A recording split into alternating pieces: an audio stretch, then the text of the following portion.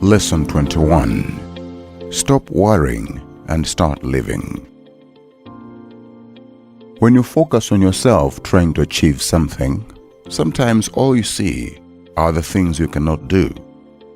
It's not so much of the skills and knowledge about something. Most of the times, you start to self-doubt yourself, saying things like, "Am I good enough?" Or "Is it worth it?"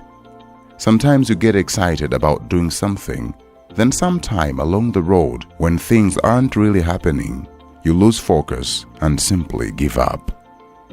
Before accomplishing one task, you jump into the other and then continue to do the same things over and over again without really reaching your goals. Worrying is like a disease that when you give into it, it spreads throughout, and the more you give yourself into it, the more you lose sight of things, and the confidence you once had slowly disappear.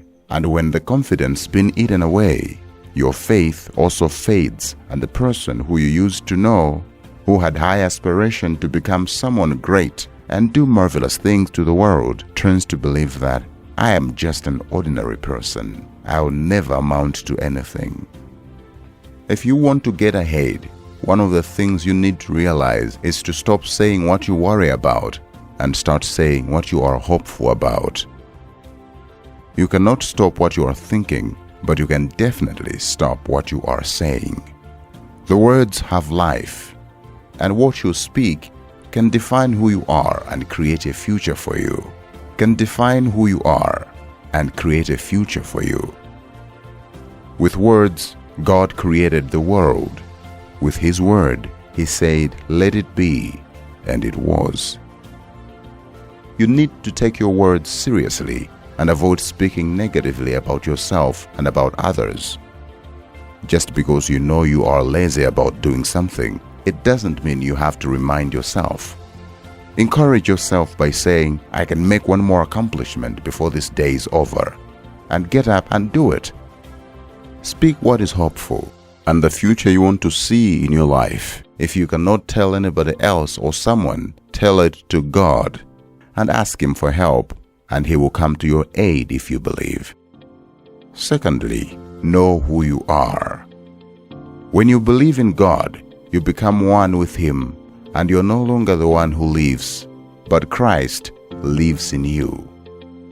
Your wealth is not determined by how much money you have, or how much knowledge you have attained, or how successful you have gained in life.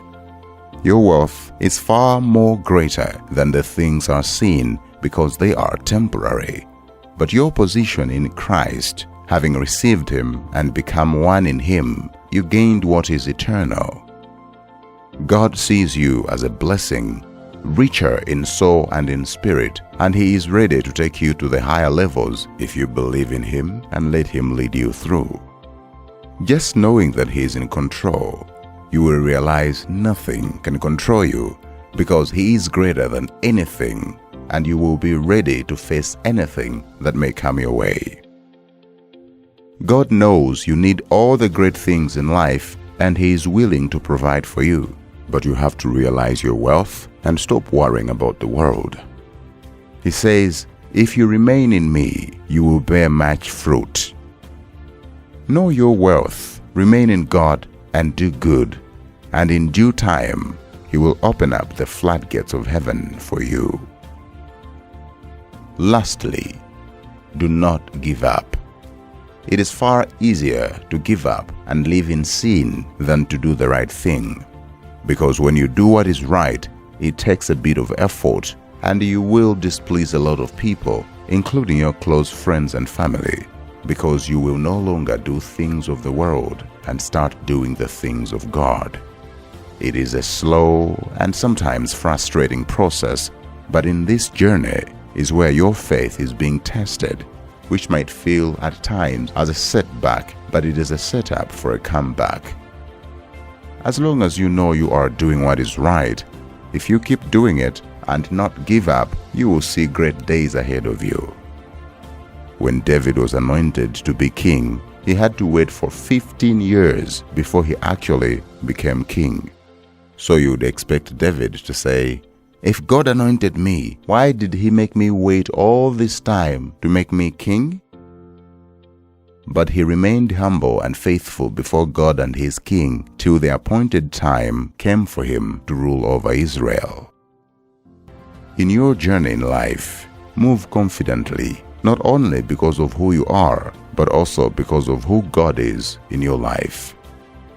If God can bring peace to the storm, he can also calm the storm in your life, and you will see the good days ahead. He says all things are possible to those who believe.